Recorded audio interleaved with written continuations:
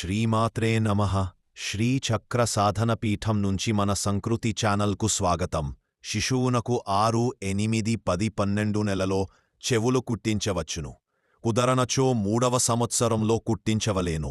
ఆడమగ శిశువులకు ఎవరైనను బేసి సంవత్సరంలోనే ఈ శుభకార్యం చెయ్యాలి.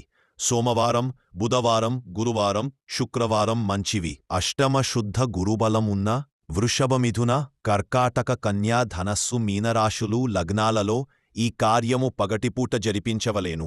భరణి, కృత్తిక, ఆరుద్ర, ఆశ్లేష, మక, పూర్వ, జ్యేష్ఠ, విశాఖ, మూలా నక్షత్రాలు తప్ప మిగతా తారల్లన్నీ మంచివే. చెవులు కుట్టినప్పుడు సూర్యచంద్ర దిక్పాలకులకు, అశ్విని దేవతలకు, సరస్వతికి, గోవునకు పూజ చెయ్యవలేను. మదశిశువునకు లక్కపూసి కుడిచేవిని ముందుగా కుట్టవలేను. బంగారు సూదితో కుట్టిట ఇంకా మంచిది. శిశువులకు చెవులు కుట్టిన తర్వాత దృష్టిదోషము తగలకుండా బొట్టు పెట్టవలేను. తర్వాత దేవుని ముందు ఉంచి నమస్కారం చేయించాలి. కర్ణరంధ్రాలలో సూర్యకాంతి ప్రవేశించులాగున కర్ణరంధ్రములు వృద్ధి చెయ్యవలేను. అట్టివారిని చూచిన పూర్వపుణ్య ఫలము నశించినని పెద్దలు చెప్తూ ఉంటారు.